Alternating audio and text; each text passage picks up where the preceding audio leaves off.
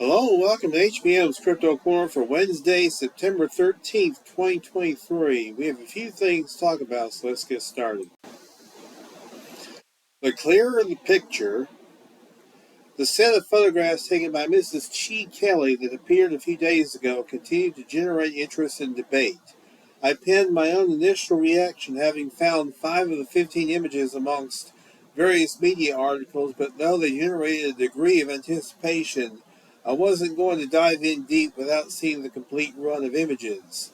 In the meantime, as I await such development, I looked to see what other people were saying.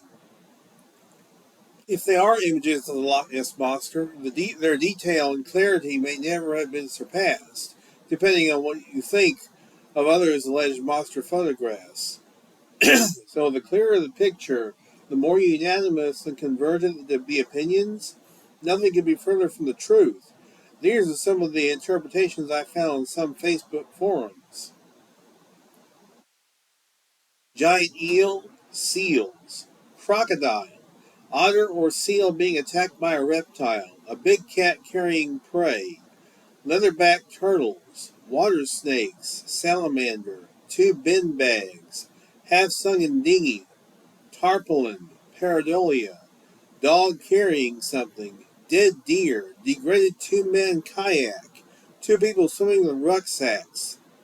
Clearly, a lot of these ideas are non-starters, but the Daily Mail ran an article which gave us the opinion of Ben Garrett, a biology professor at the University of East Anglia.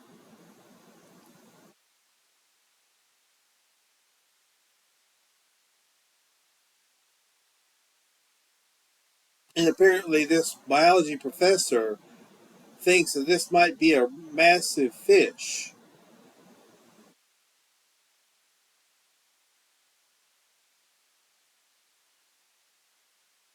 In his opinion, the Loch Ness Monster is extinct, and it doesn't seem to be, unless people are misinterpreting what they're seeing.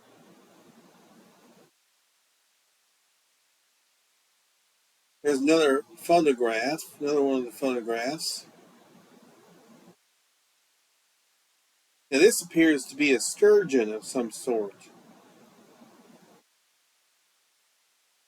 But does it explain this image or this image? It doesn't seem to, but you never know. It could. What changed the face of Bigfoot? Sketches of the creatures seen at the Basin Gulch campground drawn by Warren Thompson from descriptions given by Benny Foster Jr. and Sharon Gordon, I believe that's what that says.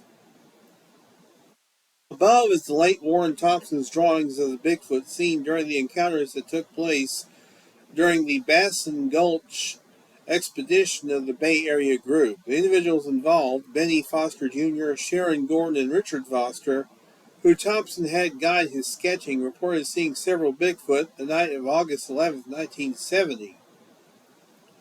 Thompson published these in George Haas's Bigfoot Bulletin, August 31st, 1970, number 20. Thompson was not professionally skilled as an artist, but you get a good idea of what was seen. An ape-like animal that had a ruffled brow, that's roughed brow, or a prominent brow ridge, hardly any nose, and a projected mouth. This is called craniofacial and subnasal prognathism. In chimpanzees, gorillas, and a range of other catarrhine species. It appears in some fossil hominoids as well. It is rarely found in modern humans. It is viewed as a medical problem if found. The Thompson sketches are intriguing to compare with the following facial profile of a chimpanzee from 1893 by Richard Lydecker, 1849 to 1915, in the Royal Natural History, Volume 1. Prognathism is rather apparent in this ape, as is the brow line and relatively lack of head height.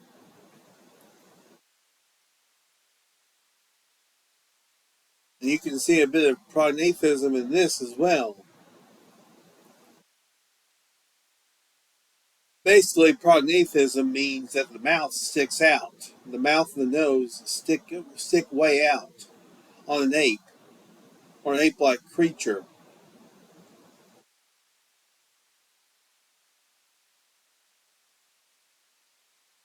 There are some Bigfoot sightings that have had this feature, this prognathism.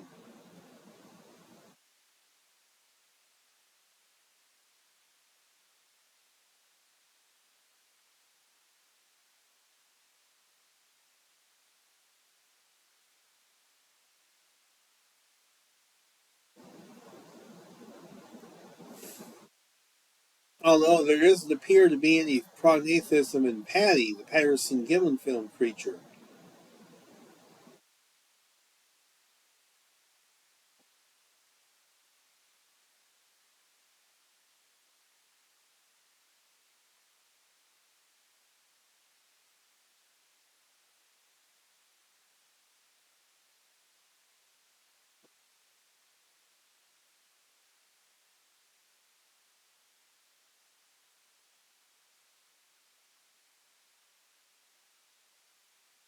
So, in some cases, apparently, some Sasquatch have the prognathism, the facial features, the mouth sticking out, and some apparently do not. So,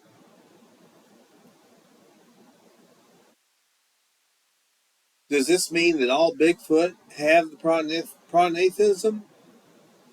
No, it doesn't. Some of them are very flat faced. But it's interesting to think about. It is an ape feature. That's assuming that Sasquatch are apes, but we don't know for sure. We don't know if they're actually apes or not. I guess they would be considered apes because humans are considered apes. So even if Sasquatch are more human-like,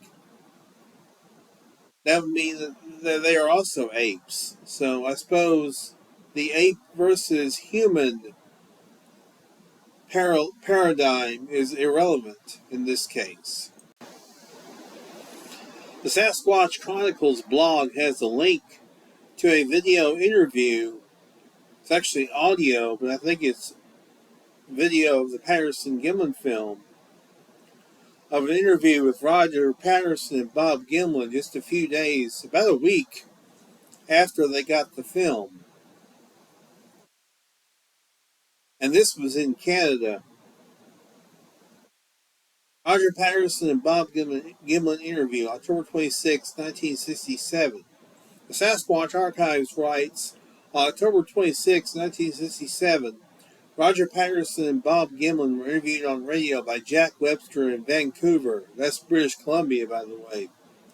Following the showing of the Patterson-Gimlin film at the University of British Columbia that same evening. Fortunately, John Green had a copy of the interview in his cassette tape collection. He graciously permitted me to make a copy of the recording and all of his other cassette recordings as well. These will later be added to this channel. Until now, and after a long 53 years, the interview had not been made public. This would have been 3 years ago in 2020. And here it is 3 years later. It's still on Todd Prescott's channel, the Sasquatch Archives.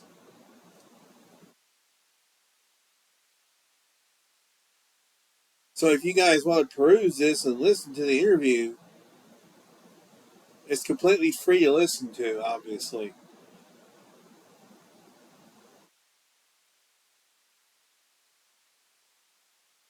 And it's history. It really is. It's historical. Now, thankfully, John Green preserved it and allowed Todd Prescott to make copies, thankfully. So it is historical for certain. No question about that.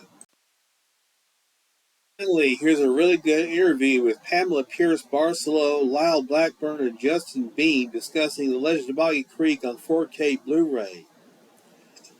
Now, I realize that The Legend of Boggy Creek was released a few years ago on Blu-ray by Pamela Pierce Barcelo. But this new version, is 4K and has never before seen behind-the-scenes footage and commentary by Lyle Blackburn. It's a really good interview. I recommend checking it out. I will have a link to it below, obviously.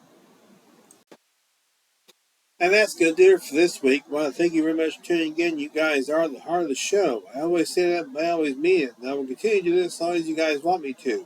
And hey, until next week, y'all be good or be good at it. This is HBM's Crypto Corner.